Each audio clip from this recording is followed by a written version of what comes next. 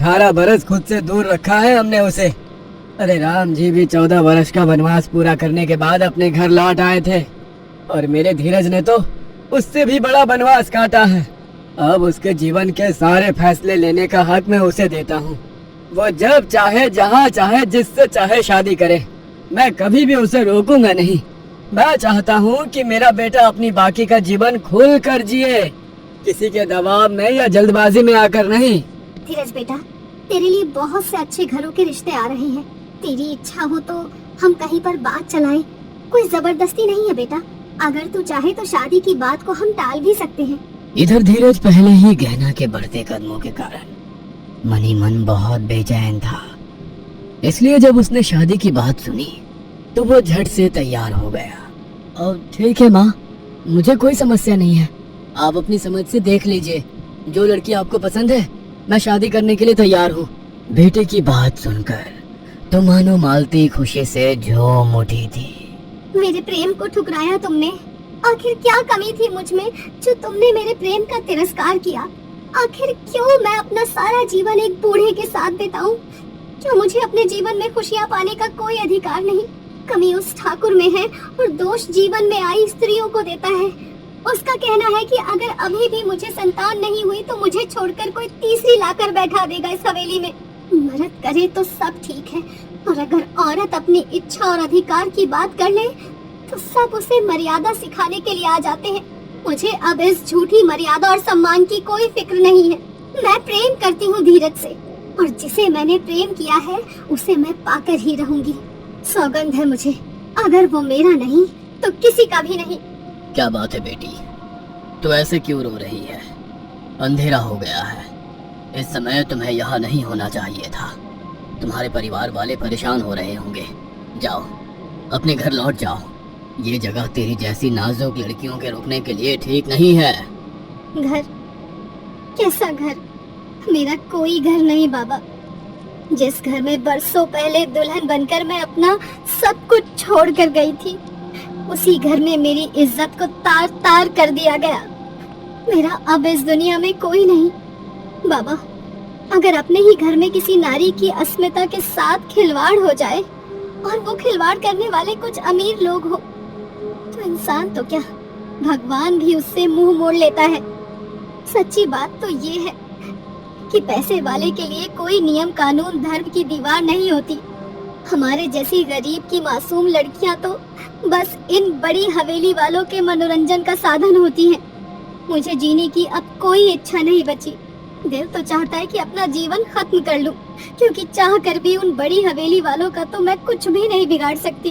क्या बात है बेटी, क्यों तू इतनी परेशान है? ऐसा क्या हुआ है तेरे साथ? मुझे पूरी बात बता।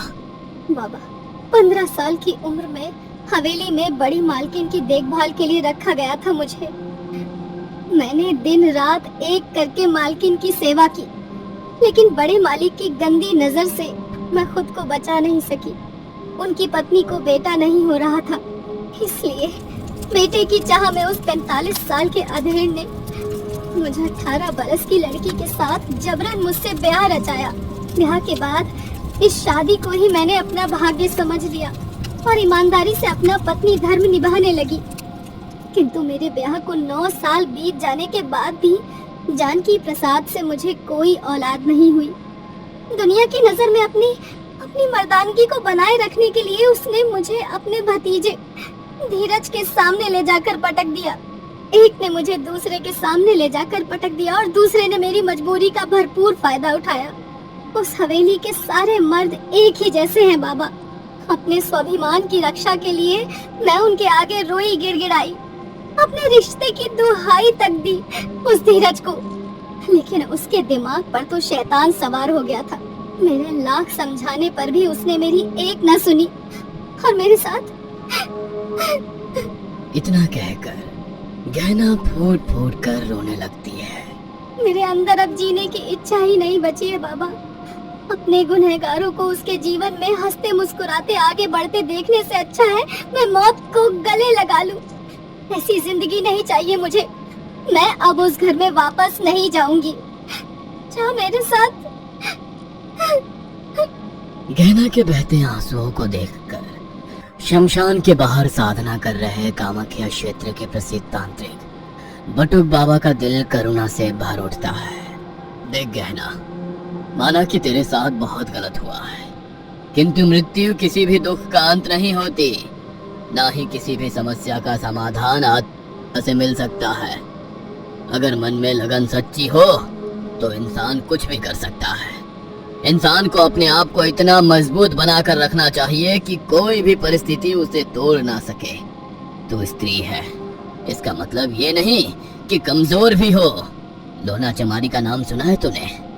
11वीं शताब्दी में जब जात पात के नाम पर छोटी जात वालों को खूब शोषण और अत्याचार होता था, तब एक 13 साल की बच्ची ने अपने ऊपर हुए अत्याचार का बदला लेने के लिए कठोर तप किया और गुरु के सानिध्य में रहकर ऐसी सिद्धियां प्राप्त की कि आज सदियों के बाद भी हमारे जैसे सिद्ध पुरुष उन्हें प्रणाम करते हैं। वो हमारी गुरु है। लोना चमारी ने उनके ऊपर अत्याचार करने वाले एक एक मर्द को परलोक का रास्ता दिखाया था, और ऐसा करने के लिए उन्होंने किसी पुरुष की सहायता नहीं ली।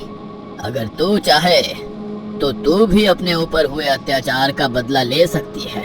बस मन में लगन सच्ची होनी चाहिए। मेरी लगन बिल्कुल सच्ची है बाबा। उस बड़ी हवेली के इकलौते वारिस धीरज को मिट्टी में मिलाने के लिए किसी भी हद तक जाने को तैयार हूँ। बस आप मेरे गुरु बनकर मेरा मार्गदर्शन करिए। तू फिक्र मत कर, मैं तुझे लोना चमारी के शाबर मंत्रों का ज्ञान दूंगा। तू लोना चमारी की साधना कर। एक बार तुझसे योगिनी लोना प्रसन्न हो गई, उसके बाद जो चाहेगी वही होगा। बाबा से लोना चमारी के साधना मंत्र लेने के बाद गहना चुपचाप वापस हवेली लौट आई थी। 12 दिन बाद अमावस्या की रात थी। अमावस्या की रात पूरी हवेली नींद के आगोश में पहुंच गई थी।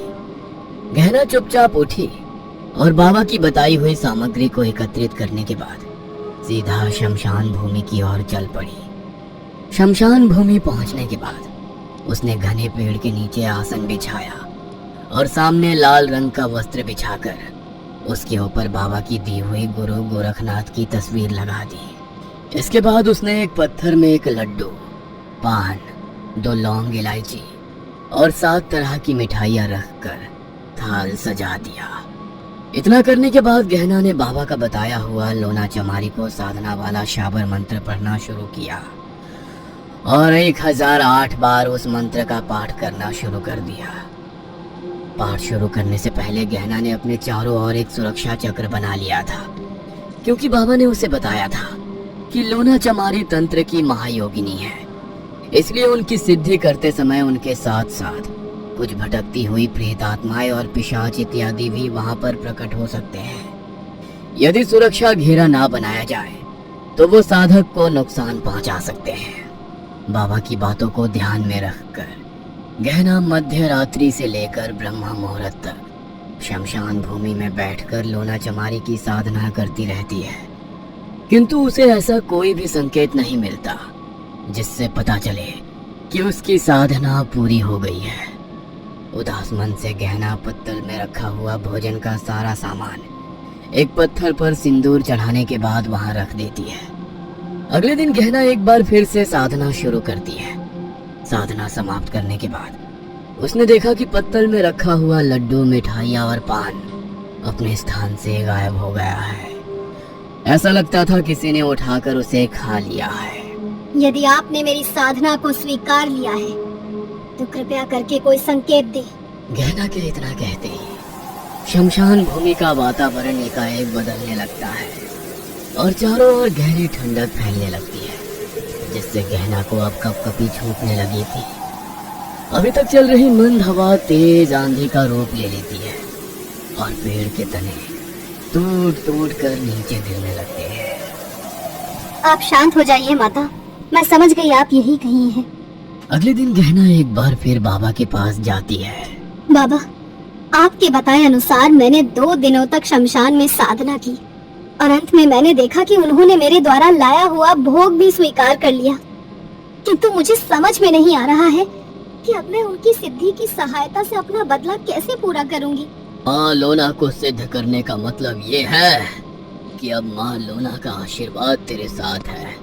उनका ध्यान करके तू जो भी तंत्र मंत्र अब उस हवेली पर छोड़ेगी, उसे सफल होने से कोई नहीं रोक सकेगा। तेरे किए तंत्र का कोई बड़े से बड़ा तांत्रिक भी काट नहीं सकेगा। ऐसी है महायोगिनी लोना चमारी की सिद्धि। अब समझे? समझ गई बाबा। मेरे दुश्मनों को खून के आंसू रोने का समय आ गया है। किसी को नहीं छोड़ूंगी मैं। एक एक से चुन चुन कर बदला लूंगी।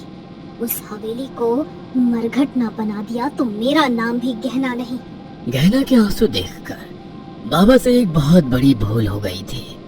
उन्होंने गहना को जो मार्ग दिखाया वो सच्चाई का मार्ग था, किंतु बाबा नहीं जानते थे कि गहना एक चालबाज और कपटी स्त्री है। बदले की आग में अंधी होकर उसने लोना के शाबर मंत्रों का प्रयोग करके देवी प्रसाद के बेटे धीरज पर मृत्यु तंत्र छोड़ दिया था। गहना के तंत्र का ही प्रभाव था कि हर गुजरते दिन के साथ धीरज की हालत बद से बदतर होती जा रही थी। पूरे गांव देहात हर आदमी के जुबान पर यही बात थी कि देवी प्रसाद का बेटा ज्यादा दिन का मेहमान नहीं है। जिस किसी ने भी धीरज की हालत के बारे में सुना, उसके मुंह से हाय निकल गई। अरे भैया, कहते हैं ना, किस्मत से कोई जीत नहीं सकता।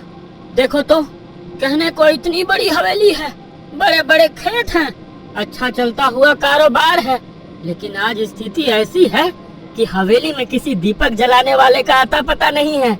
बड़े ठाकुर को एक के बाद एक सिर्फ बेटियां ही पैदा हुई, और छोटे ठाकुर को इतने सालों के बाद ये एक लड़का भी हुआ, तो बचपन से ही उसके साथ कुछ ना कुछ अनहोनी हो रही है।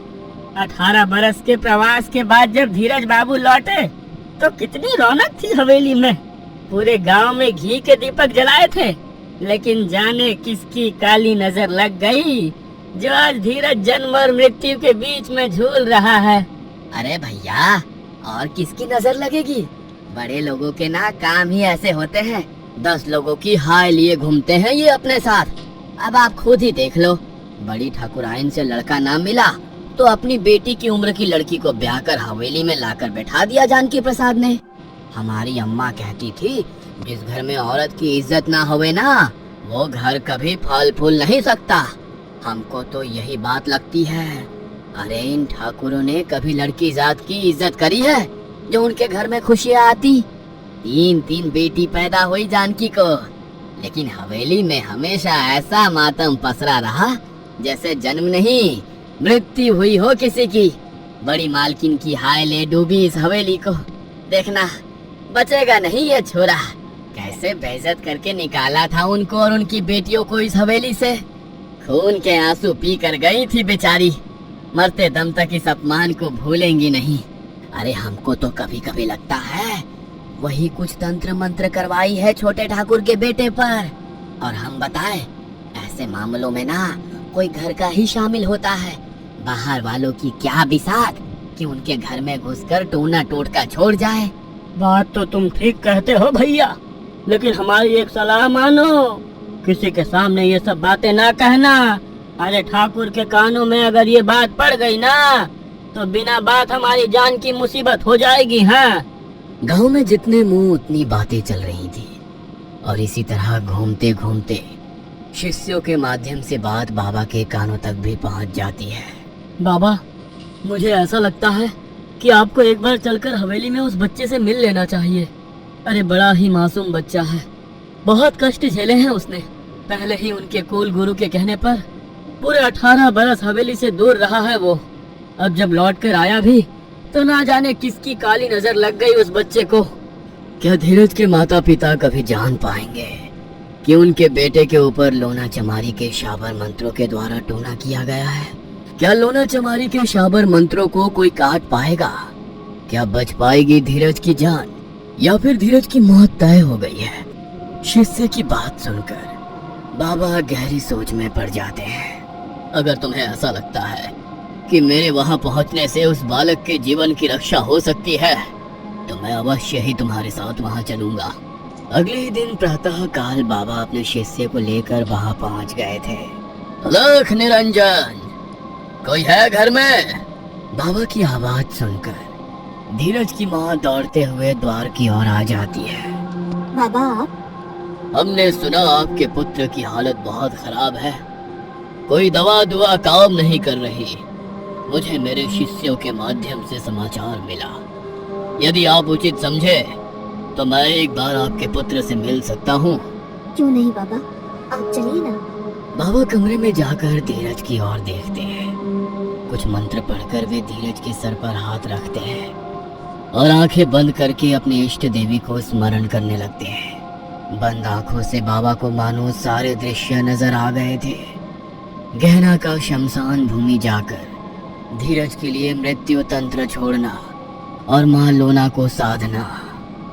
ओह, तो ये बात है। देखिए, आपका पुत्र जो कुछ भी भोग रहा है ना, ये उसके कर्मों का ही परिणाम है। इस दुनिया में अपने कर्मों से कोई नहीं भाग सकता। मैं कुछ समझी नहीं बाबा, मेरे बच्चे ने ऐसे क्या कर्म किए हैं जिसका फल उसे इस तरह से मिल रहा है? मेरा बेटा तो क्या, मुझे तो याद नहीं यदि मैंने या मेरे पति ने भी जीवन में कभी किसी का दिल दुखाया हो। अब आप ही मार्गदर्शन करिए कि आखिर हमारे कौन से कर्मों की सजा हमें मिली है। सब कुछ जानकर भी अनजान बनने से अब कुछ नहीं होगा।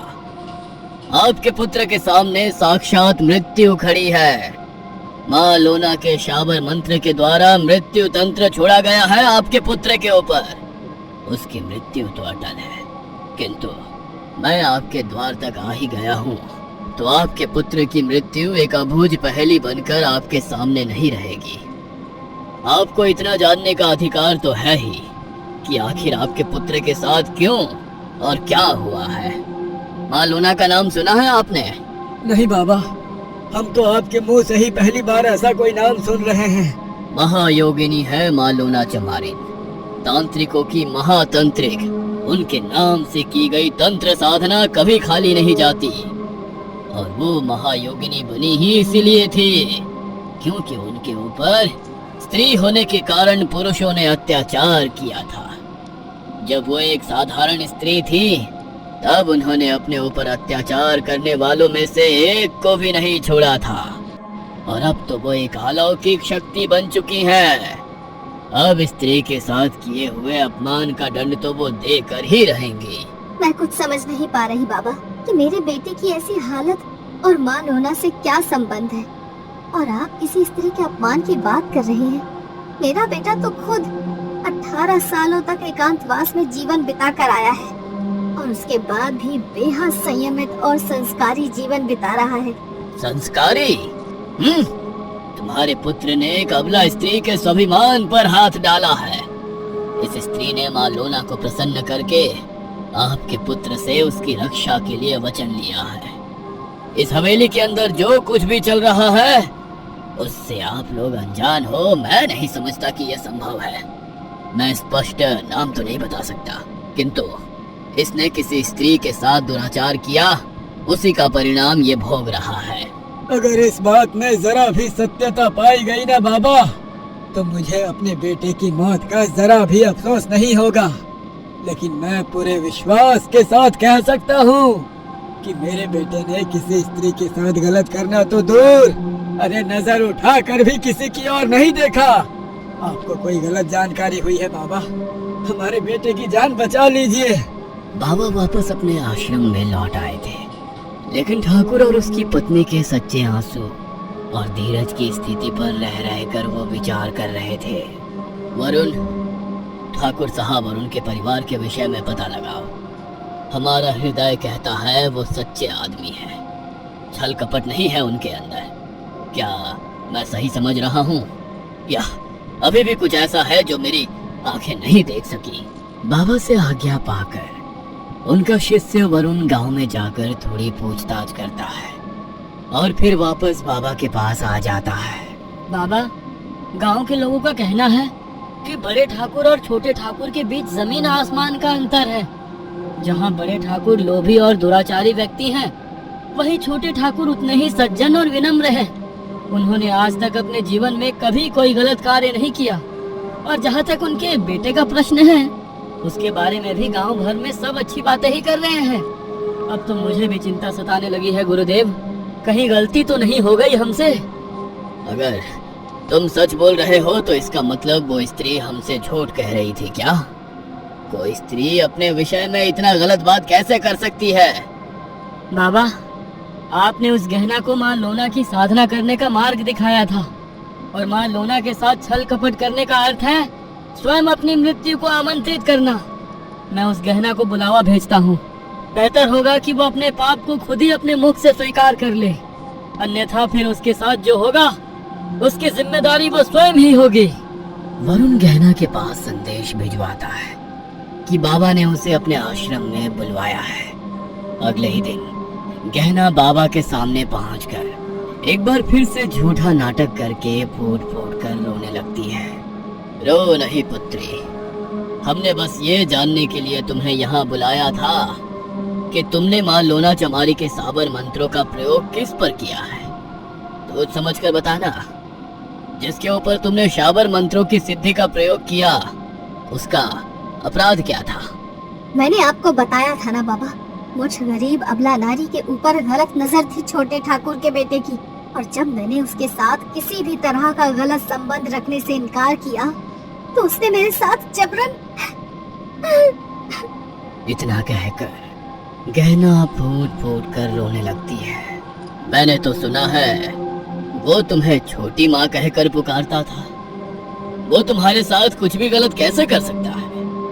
सन्यासी है हम, अपनी दिव्य दृष्टि से वो भी देख सकते हैं जो तुमने अपने मुंह से अभी तक नहीं कहा है। इसलिए तुम्हारी भलाई इसी में है कि तुम सब कुछ सच सच स्वीकार करके बता दो।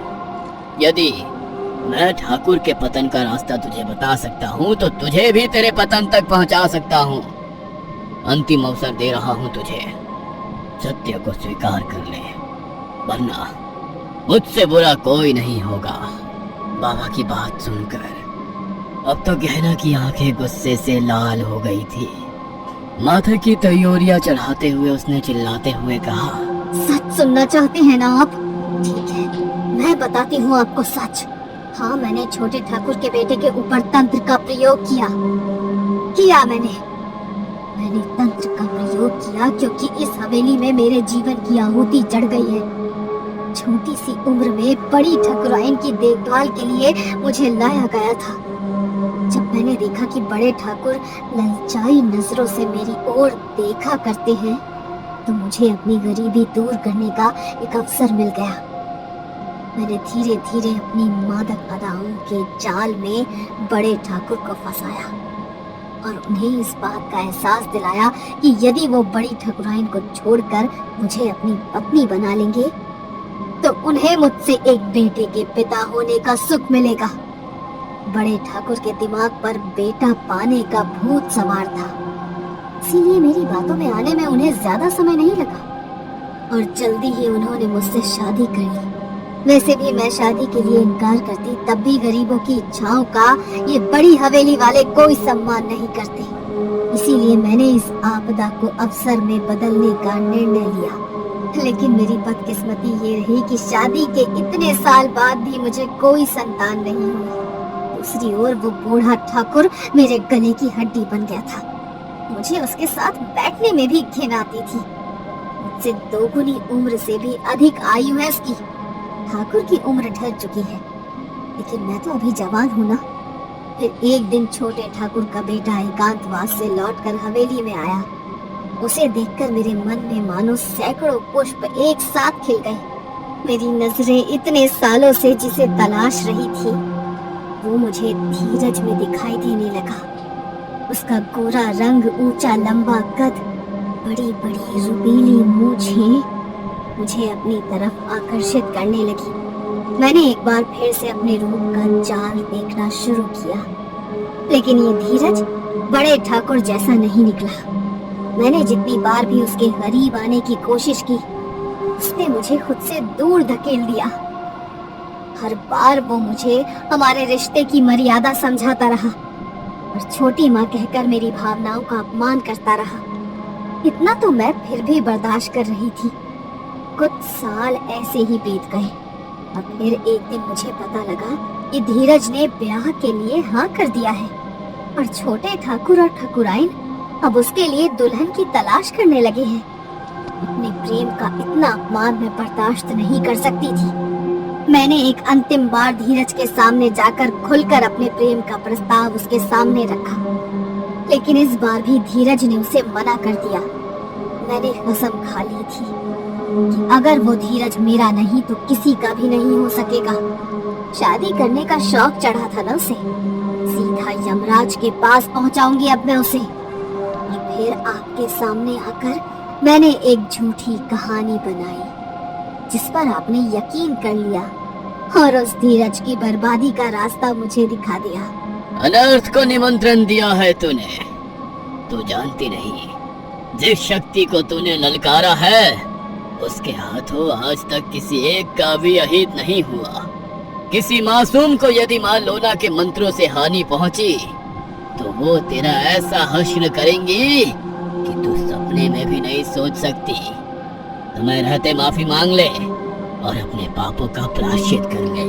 कभी नहीं, मरना ही होगा उसे। अपने मुंह से अपनी सारी सच्चाई सुनाने के बाद गहना गुस्से में उठकर वहां से चली गई थी। भूल तो मुझसे भी हुई है। इस गहना के झूठे आंसुओं को सच मानकर मैंने बिना कुछ भी सोचे समझे मां लोना चमारी की साधना करने का मार्ग दिखा दिया। अब यदि कुछ भी अनिष्ट होता है तो उसमें दोष तो मेरा भी होगा ना। अगले कुछ घंटे बाबा विचलित से होकर अपने हाथों को आपस में रगड़ते हुए अपने आश्रम में यहाँ से वहां टहलते रहते हैं और फिर बड़े ही भारी मन के साथ दिन रात को अग्नि जलाकर आंखें बंद करके उसके सामने बैठ जाते हैं और उनके मंत्रों की ध्वनि पूरे वातावरण में गूंजने लगती है। कुछ घंटे तक मंत्र साधना करने के बाद शिष्य वरुण बाबा से कहता है, बाबा ये आप कौन सी साधना कर रहे थे? इस साधना के विषय में मुझे तो जानकारी नहीं है कि किस प्रकार के मंत्र आपने उच्चारण किए। उस गहना ने मां लोना चमारी की साधना का गलत उपयोग करके उस मासूम बच्चे के ऊपर मृत्यु तंत्र छोड़ा है। उस बच्चे की जान लेने जैसे पाप का भागीदार मैं नहीं बन सकता। इसीलिए मैंने लोना चमारी का आवाहन किया है और अपनी साधना के माध्यम से उन्हें सूचना भेजी है कि मेरे कारण उनके मंत्रों का गलत प्रयोग हुआ है। वो कृपा करके धीरज के ऊपर अपना प्रकोप ना दिखाए और उस बच्चे को स्वस्थ कर दे। लेकिन बाबा, अगर ऐसा करने से मां लोना आपके ऊपर क्रोधित हो गई और उन्होंने आपको दंड दिया तो आप क्या करेंगे? मैं हर परिस्थिति के लिए तैयार हूँ। इसीलिए कहा जाता है कि गुरु को हमेशा अपने शिष्य को परखने के बाद ही गुरु मंत्र देना चाहिए। गलती तो मुझसे हुई है जो मैंने उस गहना को परखे बिना ही उसे मां लोना का मंत्र सौंप दिया। इसलिए दंड भी मुझे स्वीकार करना होगा। ठाकुर की हवेली में गहना निश्चिंत होकर अपने कमरे में सोई हुई थी। अचानक ही उसे अपने कमरे में गहरी ठंडक का एहसास होने लगता है। उसका रोम रोम दिल से कांपने लगा था और वो आंखें खोलकर उठ बैठती है। सामने का नजारा देखकर तो मानो उसके पैरों के नीचे से जमीन ही फिसल जाती है। उसके सामने एक 6.5 फुट लंबाई की महिला खड़ी हुई नजर आ रही थी, जिसकी बड़ी बड़ी आंखें क्रोध से बिल्कुल लाल नजर आती थी। उसने लाल रंग के वस्त्र पहन रखे थे और लंबे बाल हवा में उजड़े हुए इतने भयानक लग रहे थे कि किसी का भी खून जमा देने के लिए पर्याप्त थे। गहना को समझ में नहीं आ रहा था कि खुली आंखों से वो जिसे देख रही थी वो सच है या कोई सपना। उसके पूरे शरीर को मानो लकवा मार गया था। वो अपने स्थान से हिल भी नहीं पा रही थी। तभी उस महिला ने गहना को उसके बालों से पकड़ा और घसीटते हुए सामने की दीवार पर ले जाकर उसका सर दे मारा। गहना को अब कुछ समझ में नहीं आ रहा था। चिल्लाते हुए वो छोटे ठाकुर और ठाकुराइन के कमरे की ओर दौड़ पड़ती है। गहना की चीखों को सुनकर हवेली में सभी की नींद टूट गई थी। गहना की डर से फटी हुई आंखें और चेहरे का उड़ा हुआ रंग देखकर कोई भी आसानी से बता सकता था कि उसने कुछ न कुछ बेहद डरावना देख लिया है, जिसके कारण उसके मुंह से बोल नहीं फूट रहे हैं। लेकिन गहना के अलावा पूरी हवेली में किसी को भी वो स्त्री नजर नहीं आ रही थी। गहना को नजर आ रहा था कि वो स्त्री दौड़ते हुए उसकी ओर चली आ रही है। इसलिए अपनी जान बचाने को गहना भाग हवेली की छत पर पहुंच जाती है। वहां पहुंचकर उसने देखा वो भयानक स्त्री अभी भी ठीक उसके सामने ही खड़ी हुई गुस्से में उसे घूर रही है। मैं ही हूँ लोना। मेरी शक्तियों का गलत प्रयोग करने की तेरी हिम्मत भी कैसे हुई? किसी निर्दोष के साथ गलत करना, और वो भी मेरे शाबर मंत्रों के द्वारा। इस गलती की सजा सिर्फ और सिर्फ मौत है। लोना के इतना कहते ही गहना हवेली की छत से नीचे कूद पड़ती है और गहना की कहानी हमेशा हमेशा के लिए वहीं खत्म हो जाती है। दूसरी ओर गुरुजी उन्होंने गहना को माँ लोना का मंत्र दिया था। उनको भी माँ लोना का श्राप लगता है और वो अपनी सभी सिद्धियों को भूल जाते हैं। धीरज को अदृश्य रूप से माँ लोना ने लंबी आयु का वरदान दिया। कुछ ही दिनों में धीरज पूरी तरह से स्वस्थ होकर हवेली में दुल्हन ले आया था। बरसों बाद हवेली में खुशियों के दीपक झिलमिला रहे थे।